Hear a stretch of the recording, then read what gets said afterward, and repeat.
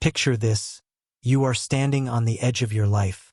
The air is thick with the smell of dust, sweat, and cheap whiskey. Before you, a ramshackle auction stage has been erected in the center of Dustfall Creek, a town run not by law, but by the iron will of one man. You are not here to buy livestock or land. You are here because everything you had has been stripped away, and the only thing left to sell is your freedom. Your name is Alara, and your father's good name was buried under a mountain of fabricated debt by that one man, Mayor Alistair Thorne. Now he's making an example of you. You are property. A spectacle. Your hands are bound by a rough hemp rope, the fibers biting into your wrists. The crowd is a blur of hardened faces, some curious, some cruel, some filled with a pity they dare not show. Thorne stands on the stage, a showman selling a soul. He isn't selling you directly, not yet. That would be too uncivilized. Instead, he's auctioning a magnificent but doomed creature. A beautiful gray stallion with a coat like polished river stone. But you see what others don't.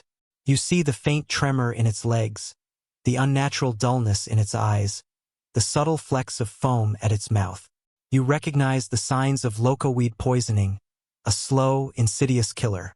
The horse is a trap, a poisoned well designed to ruin whoever buys it. Then you see him, leaning against a support pillar at the back of the crowd, a man who seems carved from the unforgiving landscape itself. He is tall and broad-shouldered, his face a mask of stoicism shadowed by the brim of a worn leather hat.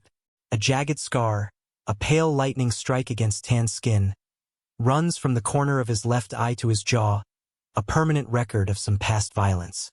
His eyes, the color of a stormy sky, are not on the horse. They are on you. And in that moment, a desperate, impossible plan sparks in the tinderbox of your fear. The bidding for the dying horse stalls. Thorne is about to bring down the gavel. You have one chance, one breath. You pull against your ropes, stepping forward. Your voice, though trembling, rings out with a clarity that cuts through the murmuring crowd. "Don't buy the horse, rancher." You cry out, your gaze locked on the scarred stranger. "It's poisoned. It will ruin you." A gasp ripples through the onlookers. Thorne's face twists into a mask of pure fury. "Silence her," he roars. But you press on, the words tumbling out, "Your last and only wager. Don't buy the horse. Buy me. I'll care for you. I'll work for you. Always." The silence that followed was heavier than the oppressive midday sun.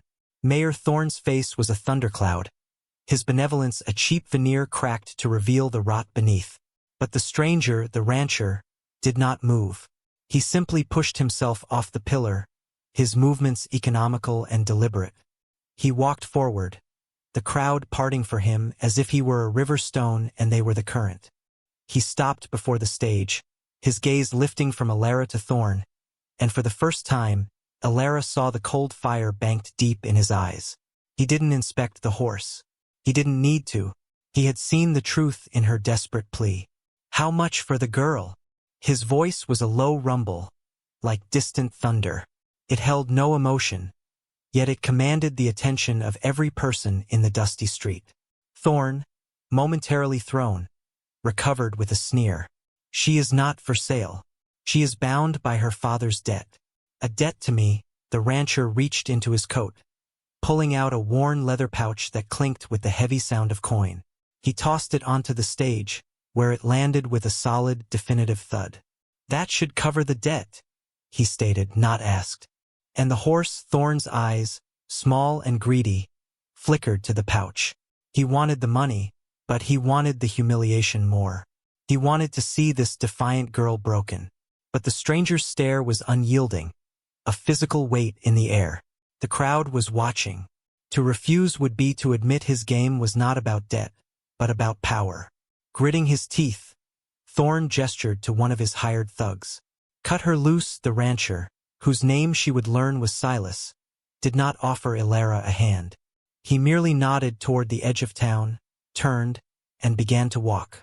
She scrambled after him, her wrists raw, her heart a frantic drum against her ribs. She didn't look back. She could feel Thorne's hatred burning into her spine, a promise of a future reckoning.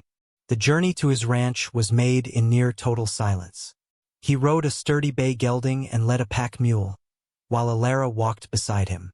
The path led them away from the flat, scorched earth of the valley and up into the rugged, pine-studded foothills of the mountains. The air grew cooler, cleaner.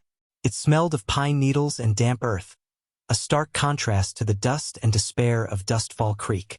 With every step, she felt the town's suffocating grip loosen, but a new anxiety took its place. Who was this man? What did he expect of her? She had made a desperate promise, and now the weight of it settled upon her. His ranch was not a sprawling enterprise but a modest, isolated homestead nestled in a high meadow, protected on three sides by a fortress of ancient peaks. A simple, sturdy cabin of dark timber stood beside a well-built barn, both structures looking as though they had grown from the earth itself. There was an air of profound solitude about the place, a silence broken only by the sigh of the wind through the tall pines and the distant call of a hawk. Silas dismounted, his movements stiff. He looked at her, truly looked at her, for the first time since the auction. His storm-gray eyes swept over her torn dress and bruised wrists, and a flicker of something unreadable passed through them. "The cabin has 2 rooms," he said, his voice as rough as the bark of the trees around them. "The small one in the back is yours. There's a cot. The well is over there. You'll find food in the pantry. You start work at sunrise," and with that, he turned and led the animals toward the barn, leaving her standing alone in the yard, a stranger in a strange land, bought but not yet saved. The first weeks were a silent dance of shared labor and unspoken boundaries. Silas was a man of routine, governed by the rising and setting of the sun. He rose before dawn, his movements quiet and purposeful in the pre-light gloom, and worked until the last rays of sun bled from the sky. Alara, determined to uphold her end of the bargain she had so recklessly made, matched his pace. She mucked out the stalls, hauled water, mended fences with hands that quickly became calloused, and tended to the small vegetable garden behind the cabin. She learned the landscape of his silence, the subtle shifts in his posture that spoke more than words ever could. A slight tightening of his jaw meant a storm was coming. A slow, thoughtful stroking of his horse's neck meant he was weighing a problem. She discovered he was a man who cared for his animals with a fierce, quiet tenderness. His horses were well fed, their coats gleaming with health. His small herd of cattle was sturdy and calm. This was a man who understood the language of living things, even if he had forgotten how to speak to people. Her opportunity to prove her worth beyond simple labor came in the form of a beautiful Palomino mare named Luna. Alara noticed the mare was listless, refusing her oats, her head hanging low. Silas had been watching her with a worried frown, his stoicism cracking around the edges. Alara approached him one evening as he stood by the corral, his hand resting on Luna's neck. "It's a colic," she said softly, her voice startling him. "My father was a veterinarian. He taught me." Silas looked at her, skepticism warring with desperation in his eyes. He had tried all his usual remedies, and none had worked. He gave a curt, almost imperceptible nod. For the next 2 days, Alara worked tirelessly. She brewed teas from herbs she found in the high meadows, herbs her father had taught her to identify. She walked the mare for hours on end, her voice a low, constant murmur of encouragement against the animal's flank. Silas watched from a distance, a silent, brooding sentinel. He brought her food she didn't realize she needed and a blanket when the night chill set in. He never spoke, but his presence was a steady, grounding force. On the morning of the 3rd day, Luna finally lowered her head and began to drink from the water trough, her ears flicking back and forth with renewed life. A wave of relief so profound it left Alara lightheaded washed over her. She looked up and found Silas standing just a few feet away. "Thank you," he said. The 2 words were rough, as if unused to his tongue, but they held the weight of a mountain. That small moment was a turning point, a hairline crack in the wall of ice around him. Slowly, tentatively, the silence between them began to thaw. It started with small things. He began leaving a second cup of coffee on the stove for her in the morning. She started mending the tears in his work shirts, leaving them folded neatly on his chair. One evening, a violent thunderstorm rolled down from the peaks, trapping them in the cabin. The wind howled like a hungry wolf, and rain lashed against the windows. The storm outside mirrored the tempest of unspoken things between them. They sat at the small wooden table, the flickering lamplight casting long, dancing shadows on the walls. Alara traced the rim of her tin cup, her gaze falling on the stark scar that marked his face. "How did it happen?" she asked, her voice barely a whisper above the storm's fury. He stiffened, his whole body going rigid. For a long moment, she thought he would retreat back into his fortress of silence. But then he let out a long, shuddering breath. "Fire," he said, his voice hoarse. "A lifetime ago. My cabin, it was down in the lower valley." A lamp overturned, he stopped, his gaze fixed on a point in the distant past. "My wife, my daughter. I couldn't get to them in time." The confession hung in the air, raw and bleeding. Alara's heart ached for him, for the unimaginable loss that had carved not just his face, but his very soul. She reached across the table, her hand hesitantly covering his. His hand was rough and calloused, but it trembled beneath hers. "My father," she began, her own voice thick with grief, "was an honest man. He wouldn't work for Thorn, wouldn't lie for him and say a diseased herd was healthy. So Thorn ruined him. Forged ledgers, called in debts that never existed. The sheriff just stood by. My father, he lost the will to live. Wasted away. Thorn took everything. He said my father's life was the debt, and I was the payment in the shared crucible of their grief. A new bond was forged. They were two broken people, survivors of different fires, who had found a fragile sanctuary in each other's presence.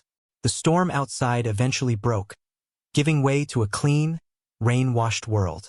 Inside the cabin, the storm in Silas's soul had also begun to quiet. He didn't pull his hand away. For the first time in years, he wasn't entirely alone with his ghosts. The peace they had built was as fragile as a spider's web, and they both knew it. Mayor Thorn was not a man to forgive a public humiliation. He was a predator who enjoyed playing with his food, and he would come for what he believed was his. The first sign came as a whisper on the wind.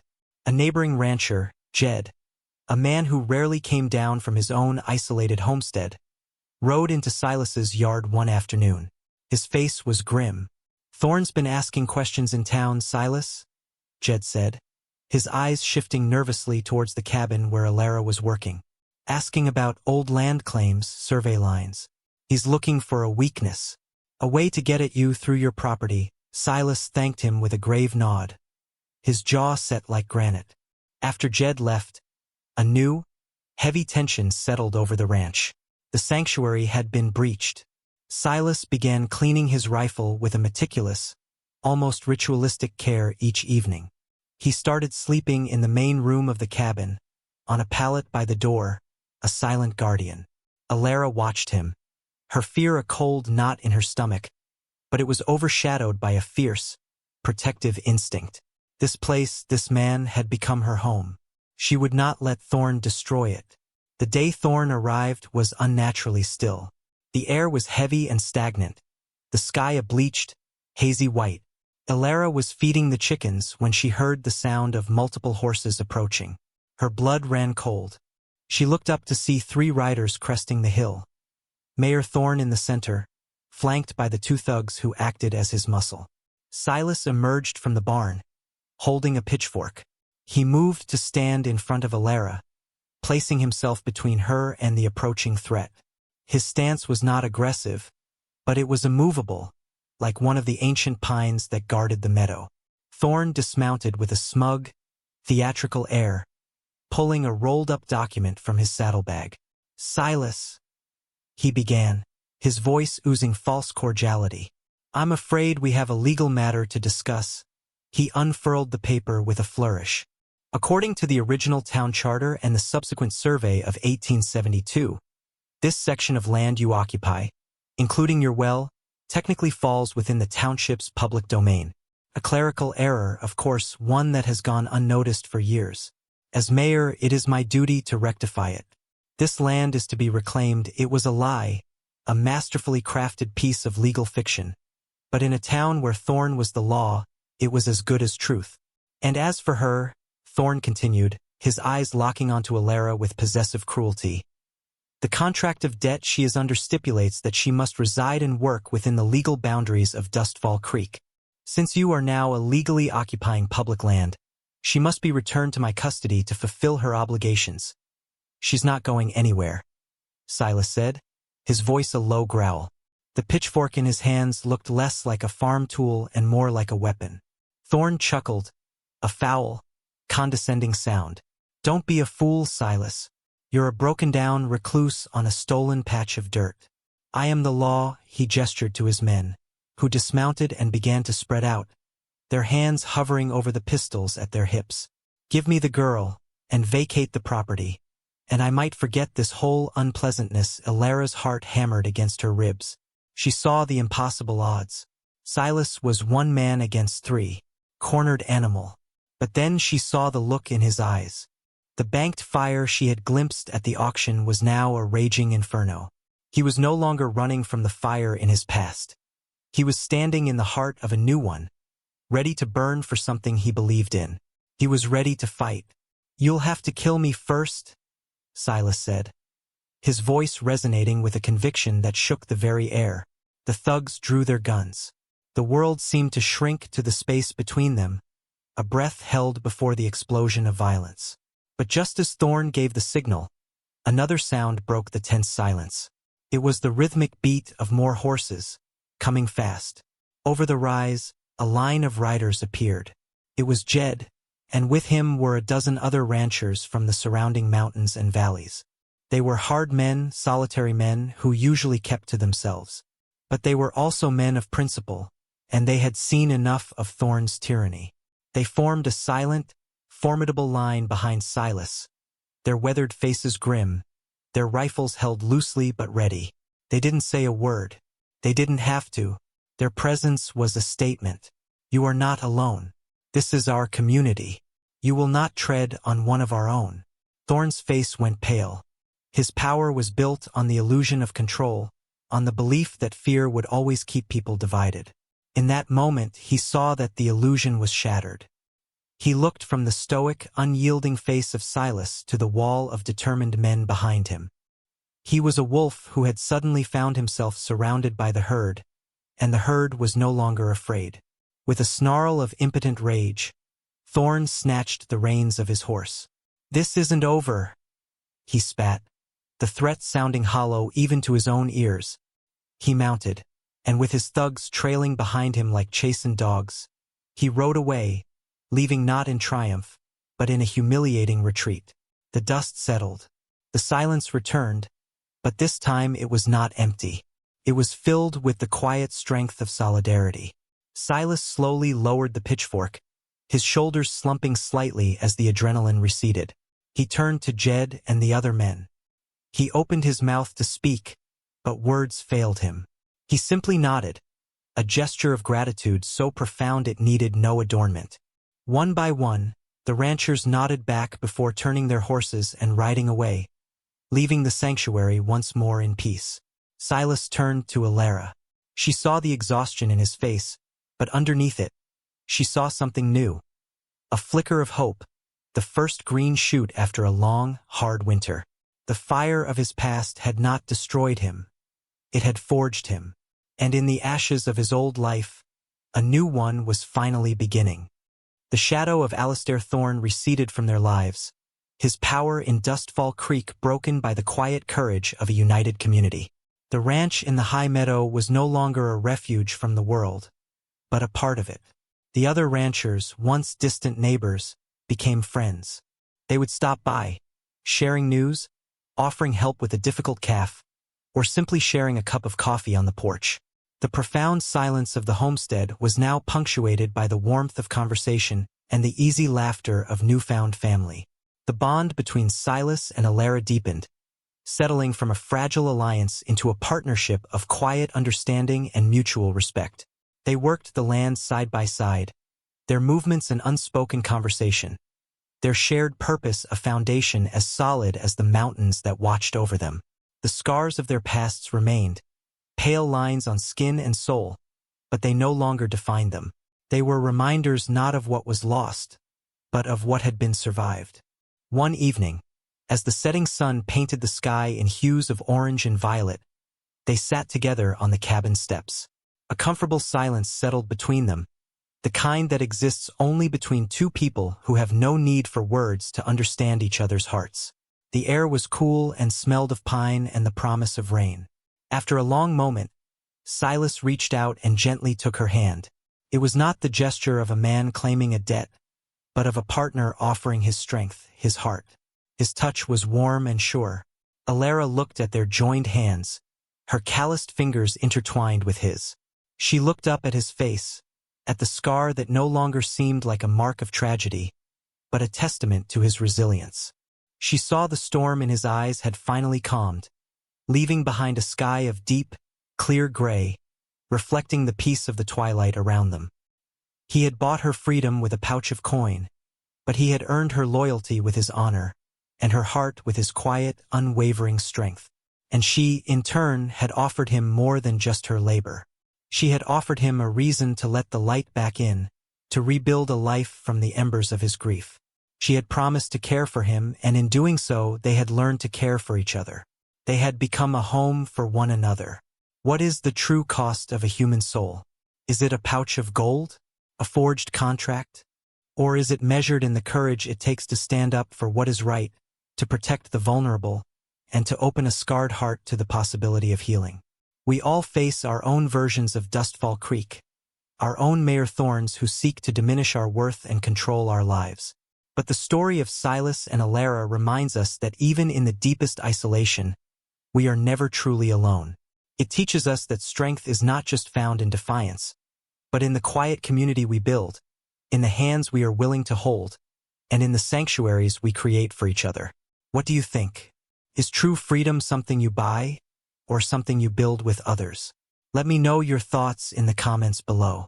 And if this story moved you, please don't forget to like and subscribe for more tales of courage and the enduring power of the human spirit.